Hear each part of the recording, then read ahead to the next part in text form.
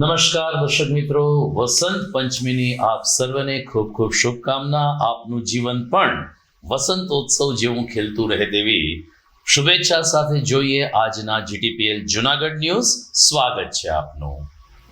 ભાજપ ધારાસભ્યએ સંકલન બેઠકને ફળદાયી ગણાવી તો વિપક્ષી ધારાસભ્યએ કામ ગોકળગાય ગતિએ ચાલતું હોવાની કરી ફરિયાદ. ઇન્ચાર્જ કલેક્ટરની અધ્યક્ષતામાં જિલ્લા સંકલન સમિતિની મળી બેઠક. બહેનોને વધુ સદ્ધર બનાવવા મોદીએ પીએમ સ્વનિધિ યોજનાની કરી શરૂઆત. મહિલાઓને 50,000 સુધીની સહાય મળશે. જુનાગઢ કોર્પોરેશન ખાતે યોજાયો કાર્યક્રમ. સર અભિયાનમાં જુનાગઢ જિલ્લામાં 13,000 વાંધા અરજી આવે તે શંકાસ્પદ છે. કોંગ્રેસે સંબંધિત અધિકારીને પણ કોર્ટ સુધી લઈ જવાની આપી ચીમકી.